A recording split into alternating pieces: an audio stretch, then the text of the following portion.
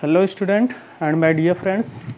आज जो हम लोग केमिस्ट्री में जो हमारा चैप्टर चल रहा था बिलेन चैप्टर का ये जो है तीसरा पार्ट पढ़ने वाले हैं।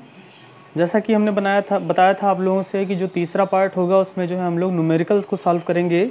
जो हमने पीछे जो है कुछ टॉपिक को जाना था, जैसे मोलरता क्या होता है, मोललता क्या होता है, नॉर्मलता क्या होता है, मोल प्रभाज क्या होता है, इन सब टॉपिक के बारे में हमने पढ़ा था। इनके जो है सूत्र वगैरह हमने देखे थे कि फार्मूला क्या होता है। आज उसी फार्मूले पर जो हम लोग रिलेटेड कुछ जो है न्यूमेरिकल देखेंगे। ठीक है, तो क्रम से हम लोग जो है कुछ न्यूमेरिकल को लेंगे। लगभग जो है इस वीडियो में आप लोग जो है 12 से 15 न्यूमेरिकल देखेंगे। वीडियो थोड़ा सा बड़ा होने वाला है, लेकिन वीडियो को आप लोग पूरा देखिएगा। अगर जो है आपको सभी तरह के सवालों से सभी तरह के क्वेश्चन अगर समझना चाहते हैं कि किस किस प्रकार के जो है क्वेश्चन इस चैप्टर से या इस टॉपिक से जो है बन सकते हैं, तो पूरा वीडियो अंत तक जरूर देखिएगा। ठीक है, तो चलिए पहला क्वेश्चन जो हम लोग शुरू करते हैं। पहला क्वेश्चन है हमारा, कह रहा है कि 5.85 ग्राम NaCl 100 ml विलयन में उपस्थित होने पर विलयन की मोलरता क्या होगी। ठीक है, तो सबसे पहले जब भी हम कोई क्वेश्चन को सॉल्व करें तो उसमें जो चीज़ें दी हैं उसको लिख लिया जी करिए। तो दिया इसमें क्या है, दिया है 5.85 ग्राम NaCl को जो है 100 ml विलयन में उपस्थित होने पर, यानी इतना ग्राम जो NaCl है वो इतने ml विलयन में उपस्थित है, मतलब इसको डाला गया है। तो हमने बताया था कि जो पदार्थ की मात्रा किसी में डाली जाती है वो क्या होता है, विलेय होता है।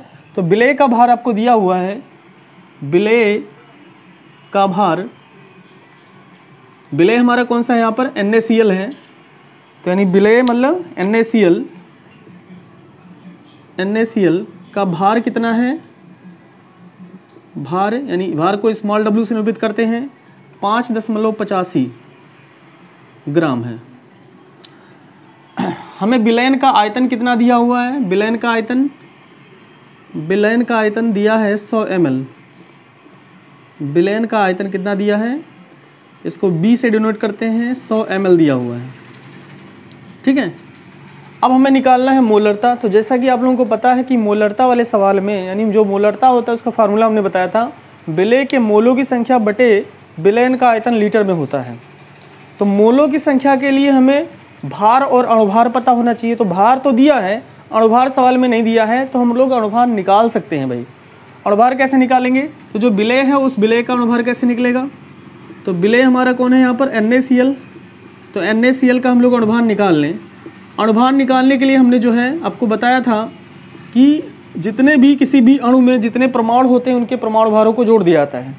तो सोडियम एक परमाणु है जिसका परमाणु भार होता है 23, और क्लोरीन का परमाणु भार होता है 35.5, यानी दोनों को जोड़ेंगे आ जाएगा 58.5। तो ये अणुभार आ गया। अब हम लोग जो है मोलरता निकाल लें।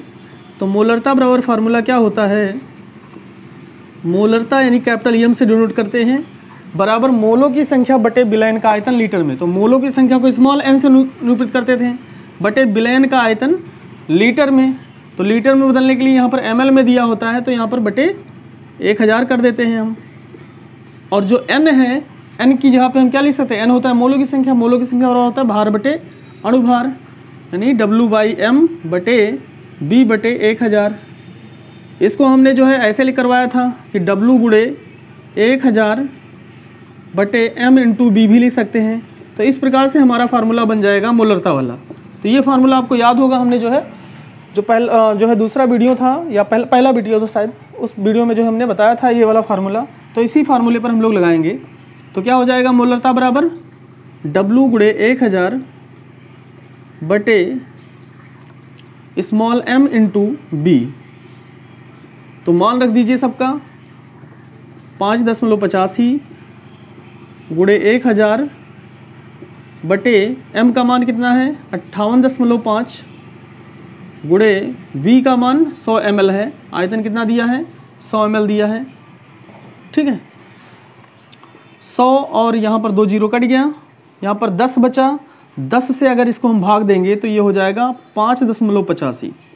ठीक है, अब 5.85 और 5.85 कैंसिल हो गए, यानी मोलरता कितनी आ गई, मोलरिटी कितनी आ गई, कैपिटल M बराबर आ गया 1। और मात्रक क्या होता है मोलरता का, हमने बताया था मोल प्रति लीटर होता है। तो 1 मोल प्रति लीटर आ गया। तो आंसर कितना आया, 1 मोल प्रति लीटर। एक बात और जान लीजिए, अगर किसी भी विलयन की मोलरता 1 आती है तो उस विलयन को हम लोग मोलर विलयन भी कहते हैं। ठीक है, तो इस तरह से इस सवाल को बढ़िया से समझ लीजिएगा, ठीक है। तो अब जो हम लोग दूसरा सवाल लेते हैं। दूसरा सवाल हमारा क्या है कि सल्फ्यूरिक अम्ल का 0.2 m से मतलब होता है मोलरिटी यानी मोलरता से विलयन बनाने के लिए 250 ml जल में इस अम्ल के कितने ग्राम घोलने पड़ेंगे, ठीक है। तो ये हमारा सवाल है। तो इस सवाल में आपको जो है दिया क्या है, मोलरता पहले ही दिया हुआ है, यानी मोलरता यानी कैपिटल एम दिया हुआ है, 0.2 दिया हुआ है, ठीक है। और विलयन का आयतन भी दिया हुआ है, विलयन का आयतन दिया हुआ है। तो विलयन का आयतन कितना दिया हुआ है भाई, ये भी ml में ही दिया हुआ है, 250 ml, ठीक है। सल्फ्यूरिक अम्ल है यहाँ पर, तो सल्फ्यूरिक अम्ल का सूत्र होता है H2SO4। तो H2SO4 का अणुभार हम लोग निकालेंगे तो कितना आएगा, आप लोग निकाल सकते हैं। सल्फ्यूरिक अम्ल का अणुभार आएगा 98, कितना आएगा 98। देखिए H2SO4 में प्रत्येक परमाणु का परमाणु भार जोड़ दीजिए आप। हाइड्रोजन का परमाणु भार 1 होता है, 2 हाइड्रोजन है तो 2 एकम 2, प्लस सल्फर का होता है 32, प्लस ऑक्सीजन का 16 होता है, 4 ऑक्सीजन है 64 हो जाएगा। तो 32 और यानी 4 2 6 2 8 और 6 3 9 यानी 98 हो जाएगा। तो इतनी चीज़ें हमें पता है, हमें निकालना है विलय का भार, यानी इस अम्ल के कितने ग्राम घुलने पड़ेंगे। तो जो अम्ल जो है घुला होगा उसके कितने ग्राम घुलने पड़ेंगे वो हमें निकालना है। तो विलय का भार निकालना है। तो आपको अभी हमने फार्मूला बताया था, m बराबर अगर ml में दिया हो तो वही फार्मूला लगाते हैं, स्मॉल w इंटू 1000 बटे small m into capital W, ओ सॉरी कैपिटल V, ठीक है। क्या डालते हैं, कैपिटल V। कैपिटल M दिया हुआ है यानी मोलरता दी हुई है 0.2 बराबर स्मॉल w है विलय का भार, यही हमें निकालना है 1000। जो स्मॉल m है वो अणुभार है, अणुभार 98 आया।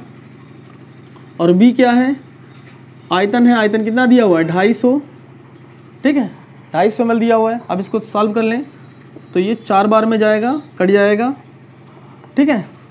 अब इसको भी चाहे तो हम काट सकते हैं, 2 दूनी 4 और 2 चौके 8, 2 9 18, ठीक है। तो यानी क्या बना भाई, इधर हुआ क्या, 0.2 बराबर आ गया 2 गुणे W स्मॉल w बटे 49, ठीक है, इतना आ गया।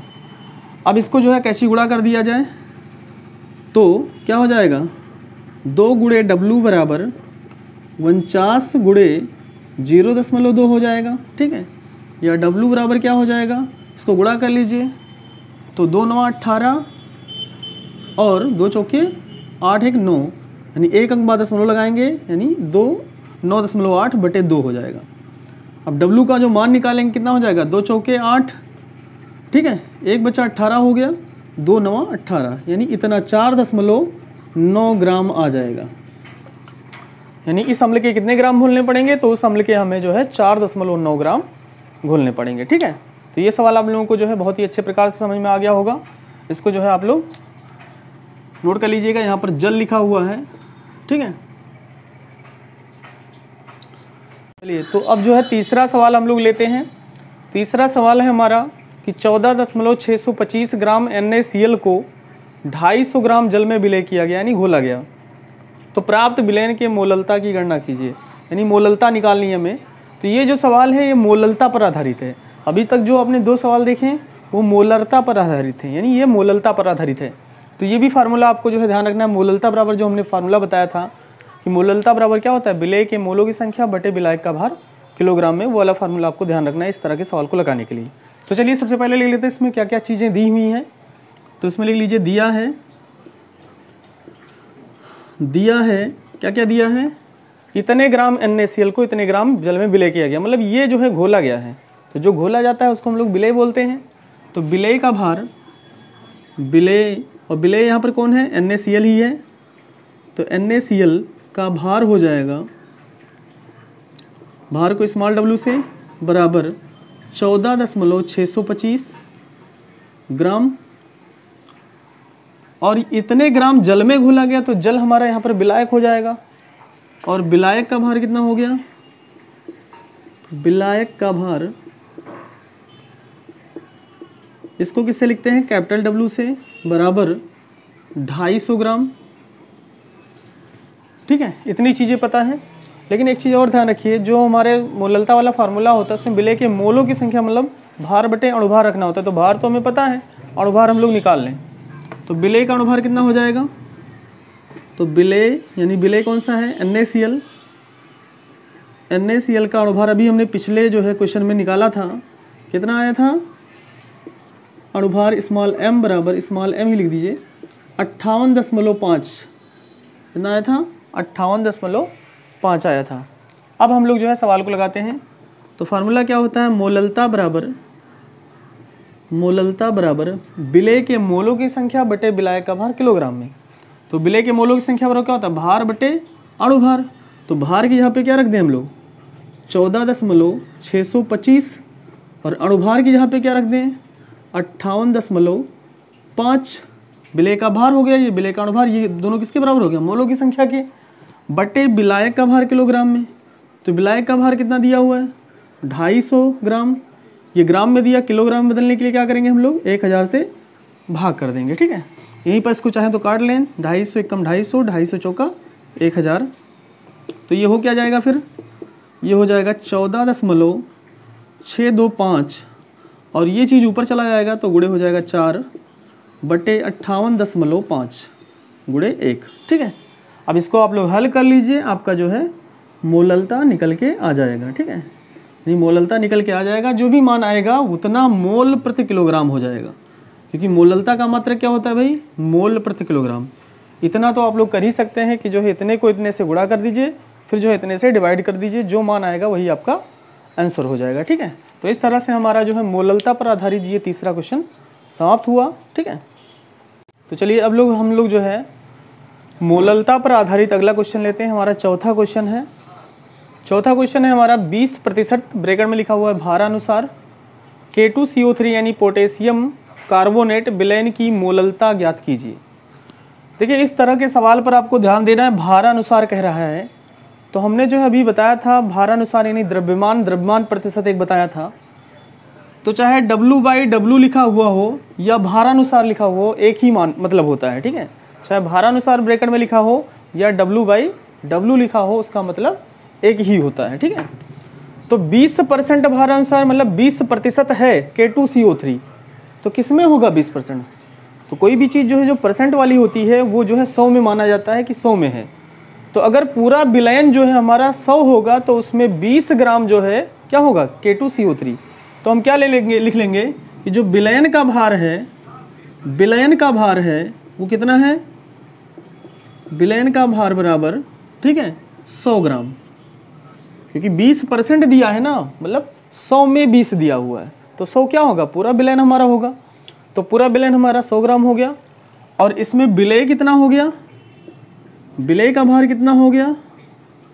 विलेय का भार हो गया 20 ग्राम, क्योंकि ये घोला गया है, इसकी हमें मोललता निकालनी है। तो 20 ग्राम है, तो विलायक कितना हो जाएगा? विलायक का भार कितना हो जाएगा? तो आपको पता है कि जो विलयन होता है वो विलेय और विलायक के योग के बराबर होता है।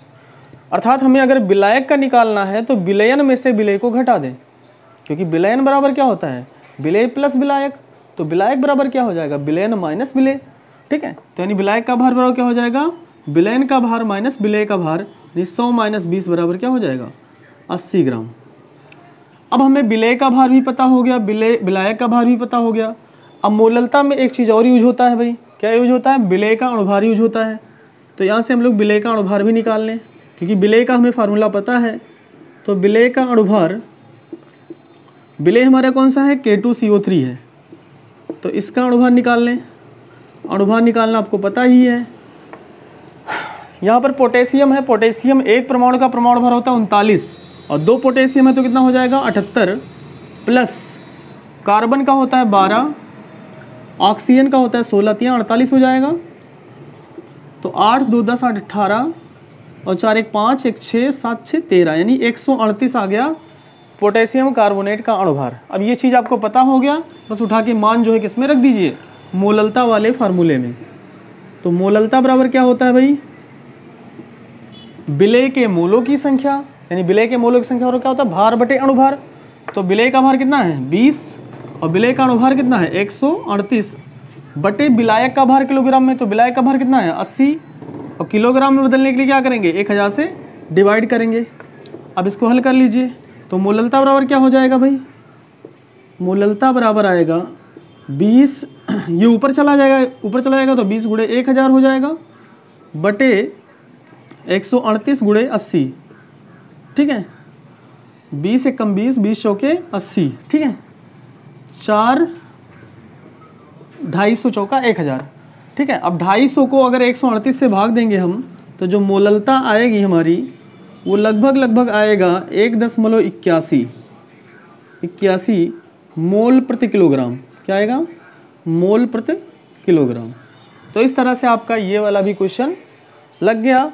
इस क्वेश्चन को अगर ना समझ में आया होगा तो इसको जो है वीडियो को जो है बैक करके फिर से जो है देख लीजिएगा, आप लोग आसानी से समझ में आ जाएगा, ठीक है। इस तरह के क्वेश्चन बहुत आते हैं आपके एग्ज़ाम में, तो इसको बहुत ही ध्यान से समझ लीजिएगा, ठीक है। चलिए अब जो है हम लोग अगला और 5वां क्वेश्चन लेते हैं। 5वां क्वेश्चन भी मोललता पर ही आधारित है, लेकिन थोड़ा सा डिफरेंट टाइप का है, इसको भी देख लेते हैं। इसमें कह रहा है कि H2SO4 का एक नमूना 94% ब्रैकेट में है W/V, यानी द्रव्यमान बटे आयतन। एक प्रतिशत बताया था आप लोगों को, द्रव्यमान बटे आयतन जब होता है तो वहाँ पर जो आयतन हम लोग मानते हैं वो 100 ml मानते हैं। कितना मानते हैं, 100 ml जो है मानते हैं।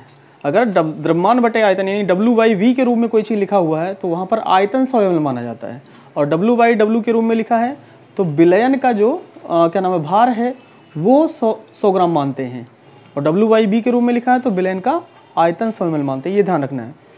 तो 94% ब्रैकेट में W/V है और इसका घनत्व तो इतना है, यहाँ पर घनत्व तो भी दिया हुआ है, और इस विलयन की मोललता ज्ञात करनी है। तो चलिए इसको लगाते हैं, सॉल्व करेंगे हम लोग। तो पहले लिख लीजिए, दिया है, दिया क्या क्या है भाई, यहाँ से आपको विलयन का आयतन पता हो गया भाई। तो दिया है विलयन का आयतन कितना हो जाएगा, क्योंकि W/V के रूप में लिखा हुआ है तो विलयन का आयतन कितना हो जाएगा, 100 ml हो जाएगा, बराबर 100 ml, ठीक है। और एक चीज़ और है, विलयन का घनत्व भी हमें पता है, विलयन का घनत्व भी पता है, घनत्व पता है कितना, 1.84 ग्राम प्रति ml है, ठीक है। और H2SO4 का एक नमूना इतना %, मतलब ये क्या है, जो W होता है वो विलय होता है, मतलब ये बताया था 100 ml में इतना जो है ग्राम घुला हुआ है। यही तो बताया गया था आपको जब द्रव्यमान बटे आयतन जो है बताया गया था। से W/V के रूप में लिखा है तो B मतलब ये हो गया विलयन का आयतन, और W मतलब विलय का भार, ठीक है। तो यानी 94 ग्राम जो भार है वो 100 ml विलयन में घुला हुआ है, इसका मतलब। तो विलय का भार आपको कितना पता हो गया, कितना है विलय का भार। तो विलय हमारा यहाँ पर कौन सा है भाई, H2SO4 है, तो H2SO4 ब्रैकेट में लिख दीजिए विलय का भार बराबर 94 ग्राम। इसका अणुभार भी लिख दीजिए, H2SO4 के अणुभार की जरूरत पड़ती है। H2SO4 का अणुभार कितना हो जाएगा, पिछले सवाल में लगाया था, निकाला था आपने, 98 होता है। इतनी चीज़ें हमें पता हैं, और हमें निकालना क्या है, विलयन की मोललता निकालनी है।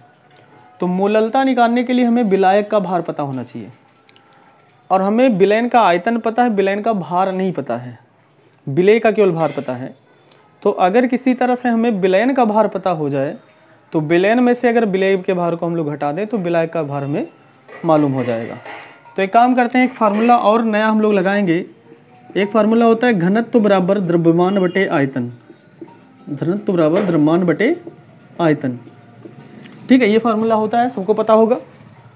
अब इसमें देखिए जो घनत्व है वो इतना दिया हुआ है, विलयन का घनत्व 1.84 बराबर विलयन का घनत्व बराबर विलयन का द्रव्यमान बटे विलयन का आयतन। तो विलयन का द्रव्यमान यहाँ पर लिख दीजिए, क्योंकि यही हमें निकालना है, विलयन का द्रव्यमान, विलयन का द्रव्यमान बटे विलयन का आयतन। तो विलयन का आयतन आपको पता है कितना दिया है, 100। तो विलयन का द्रव्यमान कितना निकल के आएगा, विलयन का द्रव्यमान निकल के आएगा बराबर 100 को जो है 1.84 से मल्टीपल करेंगे तो 184 ग्राम आएगा। तो यानी यहाँ तक जो है आपको पता हो गया विलयन का द्रव्यमान, ठीक है।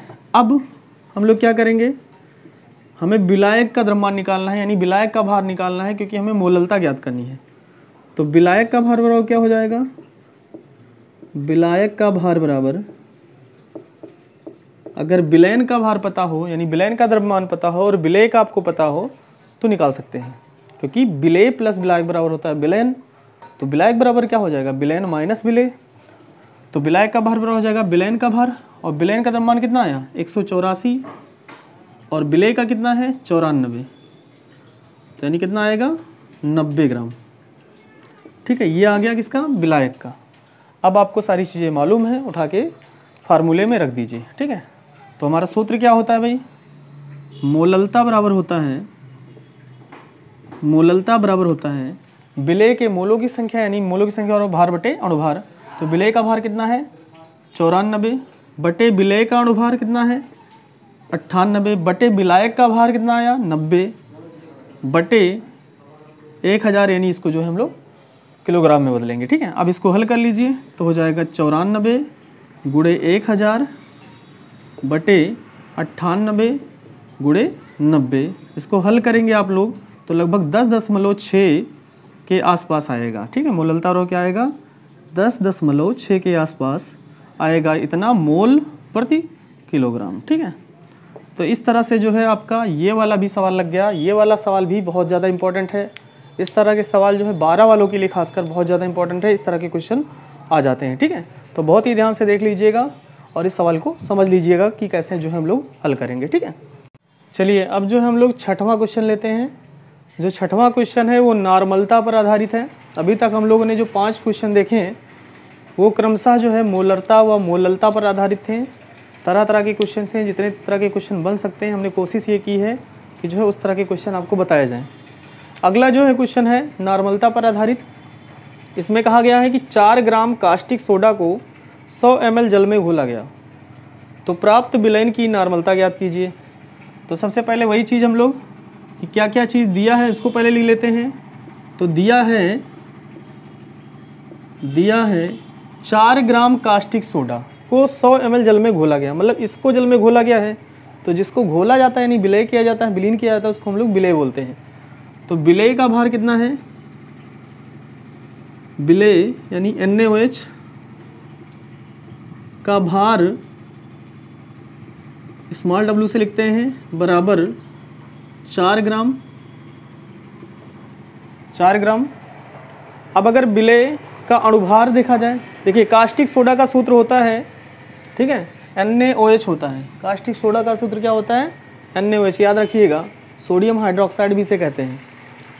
और विलय का अणुभार निकालेंगे तो कितना आएगा, विलय का अणुभार यानी विलय हमारा NaOH है, तो इसका हम लोग क्या निकालेंगे, हाँ एक चीज़ और, तुल्यांकी भार की जरूरत होती है यहाँ पर, क्योंकि नॉर्मलता बराबर क्या होता है फार्मूला, विलय के तुल्यांकों की संख्या बटे विलयन का आयतन लीटर में, और तुल्यांकों की संख्या होता है भार बटे तुल्यांकी भार।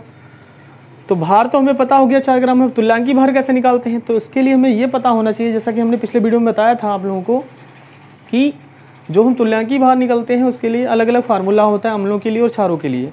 तो ये क्षार है भाई, NaOH यानी OH इसमें उपस्थित है, ये क्षार है। तो इसका तुल्यांकी भार हम लोग निकालेंगे। तो विलय यानी NaOH का तुल्यांकी भार बराबर क्या होता है, उस विलय का अणुभार। तो विलय का अणुभार निकालेंगे तो 23, 1 24 और 16 40 बटे विस्थापनीय OH की संख्या। तो विस्थापनीय OH एक ही है, यहाँ पर एक ही OH है, तो बटे 1 बराबर क्या हो जाएगा 40 ही हो जाएगा। तो हमें तुल्यांकी भार पता हो गया। हमें विलयन का आयतन भी पता है। तो विलयन का आयतन कितना है, विलयन का आयतन है B बराबर 100 ml, B बराबर 100 ml। अब हम फार्मूला लगा दें, नॉर्मलता बराबर कल बताया था उस दिन फार्मूला, कि जब ml में दिया होता है तो फार्मूला क्या हो जाता है भाई, फार्मूला हो जाता है W गुणे 1000 बटे E इंटू V। E क्या होता है, तुल्यांकी भार, B है आयतन ml में, और W क्या है, विलय का भार।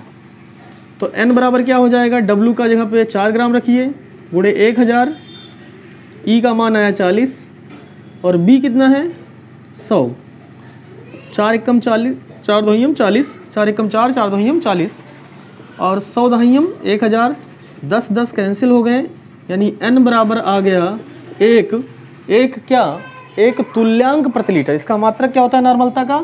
तुल्यांक प्रति लीटर। जैसे मोलों की संख्या होता अगर ऊपर तो हो जाता मोलों की संख्या मतलब मोल प्रति लीटर, तो यहाँ पर तुल्यांकों की संख्या बटे विलयन का आयतन लीटर में होता है ना, तो क्या हो जाएगा उसका मात्रक? तुल्यांक प्रति लीटर। ठीक है, तो इस तरह से ये सवाल भी नॉर्मलता पर आधारित हमारा लग गया। ठीक है, चलिए अब हम लोग जो है अगला क्वेश्चन लेते हैं।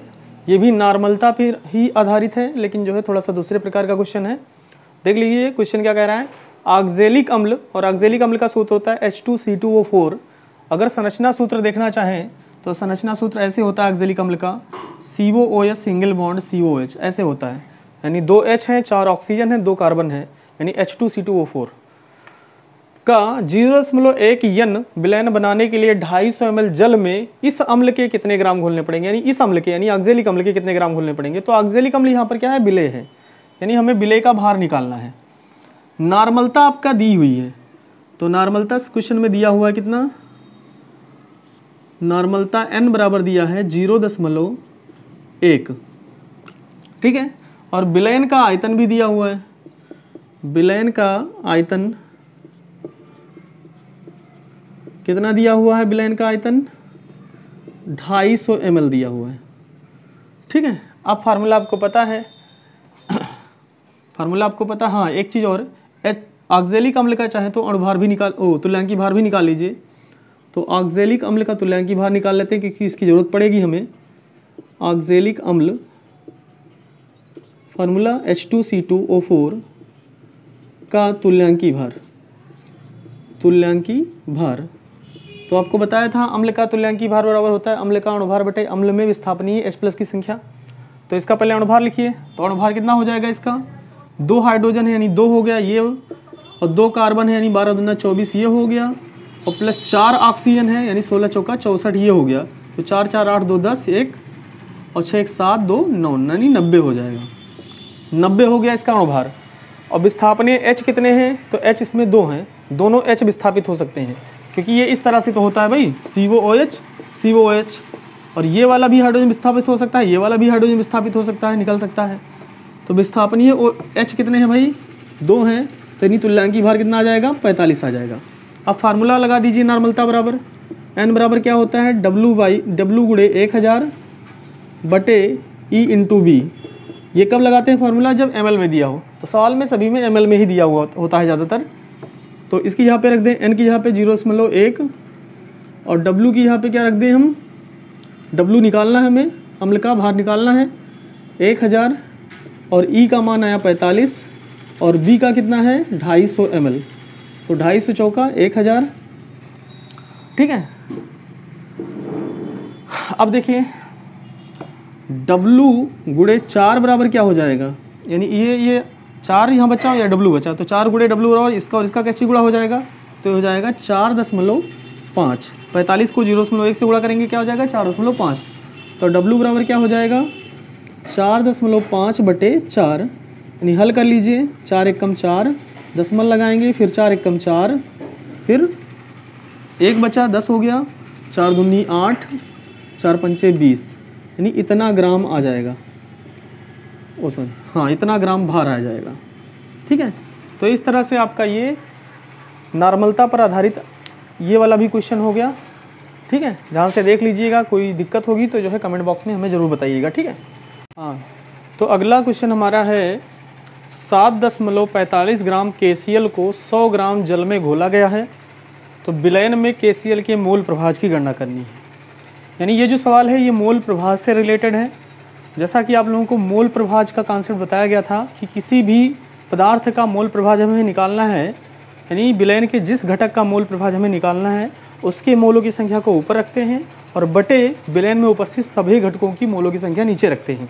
ठीक है, यानी विलय प्लस विलायक को नीचे रखेंगे उन मोलों की संख्या को, और ऊपर जो है जिसका हमें निकालना होगा, विलय का मोल प्रभाव निकालना है तो ऊपर विलय के मोलों की संख्या रखेंगे, अगर विलायक का निकालना है तो ऊपर विलायक का जो है मोलों की संख्या रखेंगे। तो यहाँ पर देखिए सवाल में 7.45 ग्राम KCl को इतने ग्राम जल में घोला गया है और KCl का मोल प्रभाव निकाला गया, मतलब KCl को घोला गया है तो KCl एक विलय है, तो विलय का मोल प्रभाव हमें निकालना है। तो मोल प्रभाव निकालने के लिए सबसे पहले आपको पता होना चाहिए मोलों की संख्या। तो हम लोग पहले KCl के मोलों की संख्या निकाल लेते हैं। KCl के मोलों की संख्या, तो KCl के मोलों की संख्या बराबर क्या हो जाएगा, KCl का भार बटे KCl का अणुभार। तो KCl का भार कितना है भाई 7.45 और इसका अणुभार निकालेंगे KCl का, तो आप लोगों को परमाणु भार जोड़कर जो है अणुभार निकालना मालूम होगा। तो KCl में K का परमाणु भार होता है 39 और इसका होता है 35.5, यानी दोनों को जोड़ेंगे आएगा 74.5। तो यानी मोलों की संख्या यानी बटे क्या हो जाएगा 74.5। अब इसको हल करेंगे तो 1/10 हो जाएगा, या 1/10 को हमको लोग क्या लिख सकते हैं भाई 0.1 लिख सकते हैं। क्या लिख सकते हैं 0.1, यानी 1/10 मतलब होता है कि 10 से 1 को भाग देना है तो 1 तो जाएगा नहीं, तो इसलिए दशमलव लगाएंगे, फिर 0 लगाएंगे, तो 10 × 10 यानी 0.1 मोल आ गया। ठीक है, यानी KCl के मोलों की संख्या हमें पता होगी कितने आया 0.1 मोल आया। ठीक है, अब इसी तरह से हमें जल का भी मोलों की संख्या निकाल लें, क्योंकि हमें जल की मोलों की संख्या भी रखनी होती है। तो जल के मोलों की संख्या बराबर क्या हो जाएगा, जल के मोलों की संख्या बराबर क्या होगा भाई जल का भार बटे जल का अणुभार। तो जल का भार कितना है सवाल में 100 ग्राम बटे जल का अणुभार कितना होता है H2O का अणुभार होता है 18। अब इसको हल कर लीजिए तो 18 पंचे 90, दशमलव लगाएंगे 10 बचेगा, फिर 100 हो जाएगा, फिर 5, 18 पंचे 90 यानी 5.55 करके आता जाएगा आपका।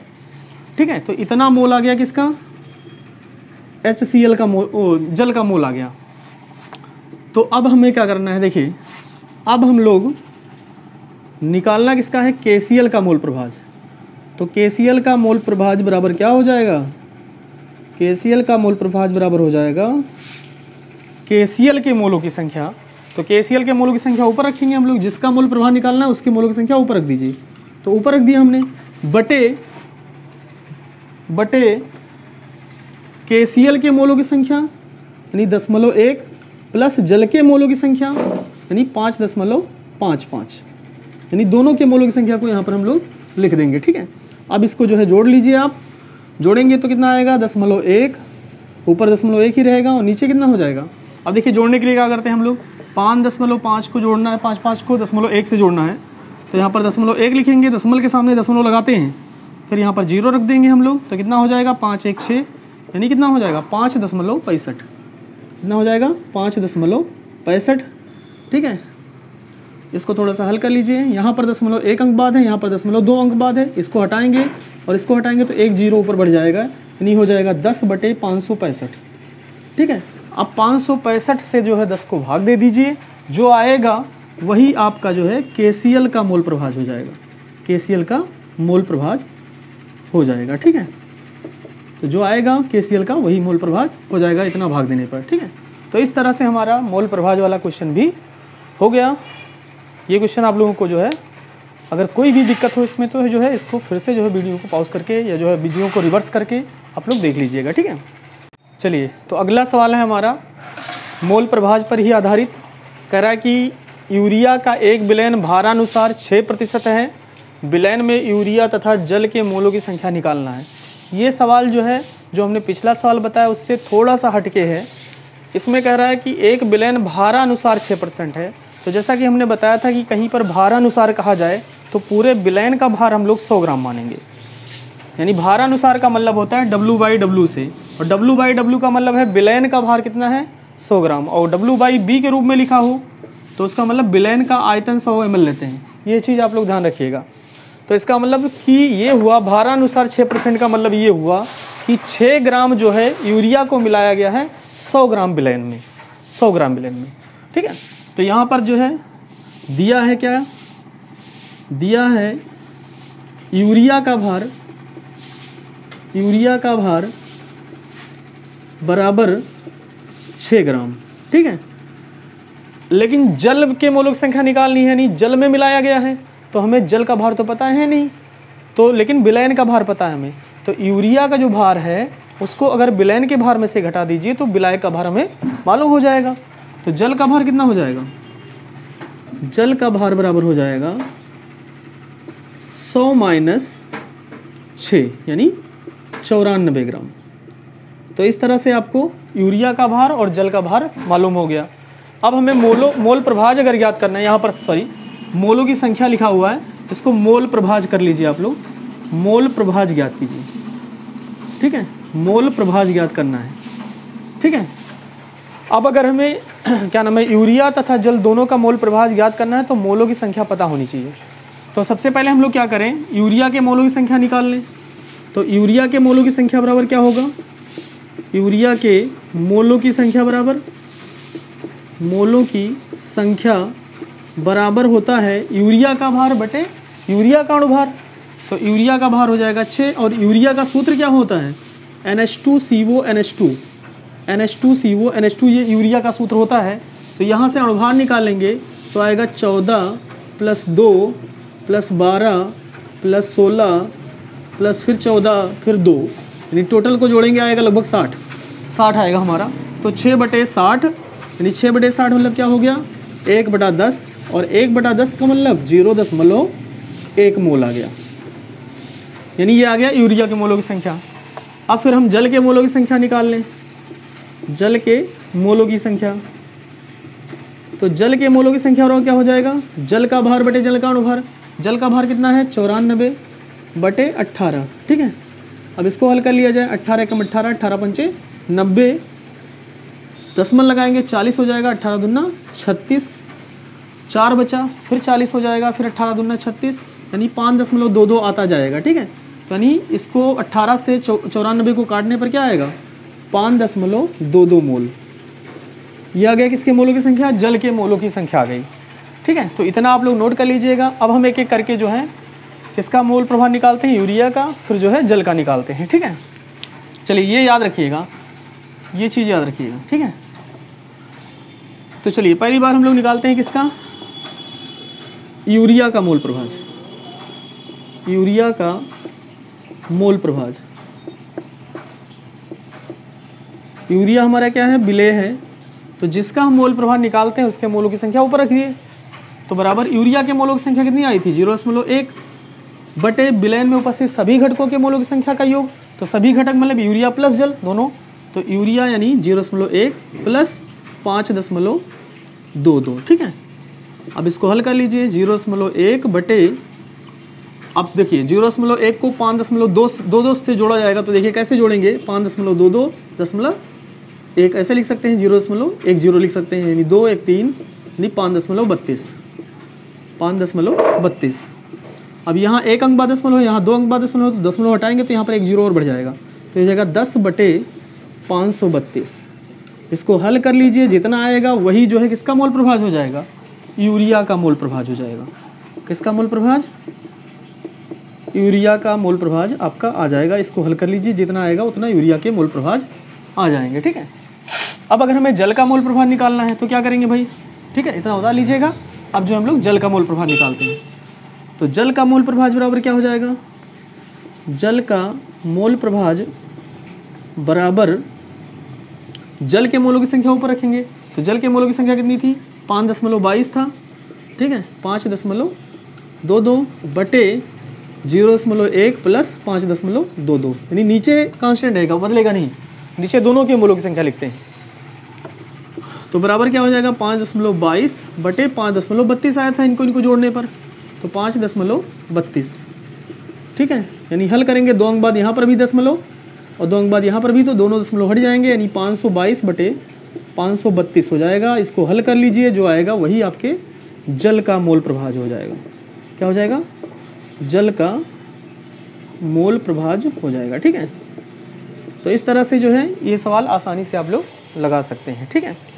लेकिन हाँ भाई, इस क्वेश्चन को समझने के लिए जो भी आंकिक प्रश्न है हम लगवा रहे हैं, उसको आपको तभी और बढ़िया से समझ में आएगा जब आप इससे पिछला वाला वीडियो देखे होंगे, जो हमने इसका जो है सूत्र वगैरह बताया था, इसकी जो परिभाषा बताई थी, इसके कॉन्सेप्ट बताए थे। तो वो वीडियो अगर ना देखे हो तो वो भी देख लीजिए, फिर इसको देखिए, यकीनन आपको बहुत ही अच्छे प्रकार से समझ में आएगा एक एक क्वेश्चन। और इस तरह के क्वेश्चन आपके बोर्ड एग्जाम में ज़रूर आते हैं, ठीक है, या आपके जो भी घरेलू एग्ज़ाम होते हैं उसमें ज़रूर आते हैं, ठीक है। चलिए ये वाला क्वेश्चन, एक क्वेश्चन और ये है जिसमें जो है मोल प्रभाज और मोललता दोनों निकालनी है, ठीक है। इस क्वेश्चन को हम लगवाएंगे नहीं, इसको हमको जो है थोड़ा सा समझा दे रहे हैं, इसको देख लीजिए आप लोग, और इसका जो है आंसर आप लोग कमेंट बॉक्स में ज़रूर बताइएगा। कमेंट बॉक्स में इसका आंसर सभी बताएंगे भाई, जो भी बच्चे इसको देख रहे हैं, जो भी छात्र देख रहे हैं, इसमें मोललता बतानी है आपको, क्लोरोफॉर्म यानी विलयन की मोललता, सभी जो है कमेंट बॉक्स में कमेंट करेंगे। और जो है विलयन का कितना मोल प्रभाज आया सभी कमेंट करेंगे, सभी के कमेंट का हमें इंतजार रहेगा। ठीक है, चलिए इसको समझा दे रहे हैं। कह रहा है 2.54 ग्राम आयोडीन। आयोडीन जब भी कहा जाए मतलब I2 की बात हो रही है, I2 की बात हो रही है। किसकी बात हो रही है? I2, ध्यान रखिएगा I2 की बात हो रही है। आयोडीन मतलब आई नहीं, यहाँ पर आयोडीन जो है किस रूप में, गैसीय रूप में लिया जा रहा है, तो I2 लिखेंगे। को 59.75 ग्राम क्लोरोफॉर्म। क्लोरोफॉर्म का सूत्र होता है CHCl3, ये भी ध्यान रखना है, CHCl3 क्लोरोफॉर्म का सूत्र होता है। में घोलने पर प्राप्त विलयन की मोललता बताइए। तो मोललता ज्ञात करने के लिए आपको क्या चाहिए होता है? एक विलेय के मोलों की संख्या और बटे विलायक का भार चाहिए होता है। तो विलेय के मोलों की संख्या बराबर क्या होता है? विलेय का भार बटे विलेय का अनुभार। विलेय का भार ये है, ये हमारा विलेय है, क्योंकि इसको आयोडीन को इतने ग्राम क्लोरोफॉर्म में घोला गया है, तो ये हमारा विलेय हो गया। और इसका अनुभार निकाल सकते हैं। अनुभार हमने बताया जैसा कि I2 होता है सूत्र, और एक आयोडीन का अणुभार परमाणु भार होता है I बराबर होता है 127। तो I2 का कितना हो जाएगा? 254 हो जाएगा। यानी I2 का अणुभार कितना आया? 254। तो हमें आयोडीन का भार पता है, आयोडीन का अणुभार भी पता हो गया 254। तो इस तरह से आयोडीन के मोलों की संख्या निकाल लेंगे हम लोग, और हमें विलायक का भार भी पता है। तो यहाँ से जो है आप लोग क्या निकालेंगे? मोललता निकाल लेंगे। फिर कह रहा है इस विलयन की में आयोडीन का मोल प्रभार निकालिए। तो आयोडीन का मोल प्रभार बराबर क्या होता है? जिसका मोल प्रभार निकालना हो उसके मोलों की संख्या ऊपर बटे विलयन में उपस्थित सभी घटकों के मोलों की संख्या। तो सभी घटक में कौन कौन से घटक हैं? आयोडीन और क्लोरोफॉर्म दोनों हैं। तो पहले आप आयोडीन के मोलों की संख्या ऊपर रख दीजिए, और बटे फिर आयोडीन के मोलों की संख्या नीचे रखेंगे, और प्लस क्लोरोफॉर्म के मोलों की संख्या। अब मोलों की संख्या कैसे निकालेंगे? क्लोरोफॉर्म का भार बटे क्लोरोफॉर्म का अणुभार। तो क्लोरोफॉर्म का भार इतना दिया हुआ है, और क्लोरोफॉर्म का अणुभार इस सूत्र से निकाल लीजिए, और उसके बाद जो है सवाल को सॉल्व कर लीजिए। आपको मोललता भी पता हो जाएगी और जो है मोल प्रभाज भी पता हो जाएगा। ठीक है, लेकिन हाँ, सवाल में आप लोग मात्रक लिखना ना भूलें, कि बहुत सारे लड़के यही गलती करते हैं, मात्रक भूल जाते हैं। तो मोल प्रभाज का कोई मात्रक नहीं होता भाई, ध्यान रखिएगा। मोल प्रभाज का कोई मात्रक नहीं होता, क्योंकि मोल प्रभाज में मोलों की संख्या ऊपर रहती है और नीचे भी बटे मोलों की संख्या ही होती है। क्या होता है? ऊपर विलेय के मोलों की संख्या अथवा विलायक के मोलों की संख्या ऊपर रहती है, नीचे क्या रहता है? विलायक और विलेय दोनों के मोलों की संख्या रहती है। तो मोलों की संख्या का मात्रक मोल ही होता है, तो मोल मोल कट जाएंगे ऊपर, तो इसका कोई मात्रक नहीं होगा। लेकिन मोललता का मात्रक क्या होता है? मोल प्रति किलोग्राम होता है।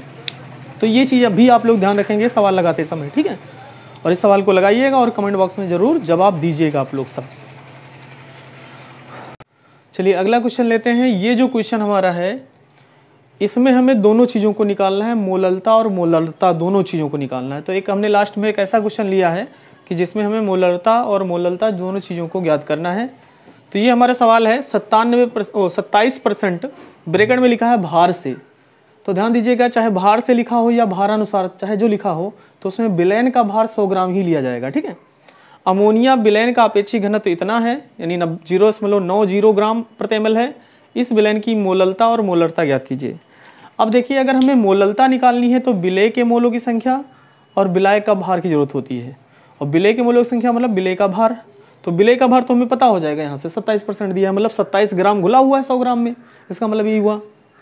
तो विलेय का तो पता है, लेकिन विलायक का नहीं पता है हमें, और ना विलयन का हमें पता। हाँ, विलयन का भी पता है, क्योंकि जो है यहाँ पर भार से यानी 100 दिया हुआ है, क्योंकि भारानुसार से मतलब होता है विलयन का पूरा भार देखा जाएगा। तो पूरा भार कितना लेंगे विलयन का? हम 100 ग्राम लेंगे। ठीक है, तो यहाँ से हम लोग 27% यहाँ पर जो है हम लोग इसको हम लोग सॉल्व करेंगे। तो सॉल्व करने में क्या करेंगे? पहले लिखेंगे दिया है, तो क्या क्या चीज़ें दी हैं पहले लिख लो। दिया है विलेय, विलेय हमारा क्या है? अमोनिया है। अमोनिया का सूत्र होता है NH3। NH3 का भार 27% दिया है, मतलब 27 ग्राम है 100 ग्राम में।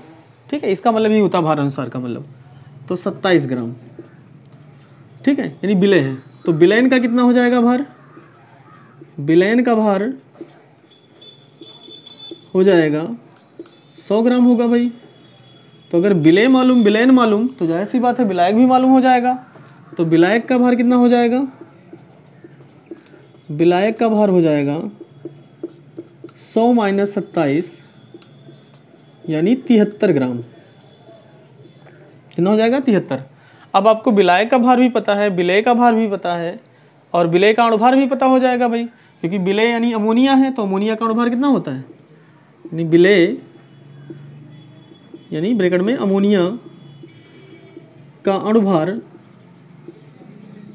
कितना होता है 14 और 3 17 हो जाएगा, क्योंकि NH3 होता है सूत्र, तो 17 हो जाएगा। अब इस चारों चीज़ों के माध्यम से आप लोग जो है मोललता तो निकाल ही सकते हैं। तो मोललता बराबर क्या हो जाएगा, पहले हम लोग मोललता निकाल लें।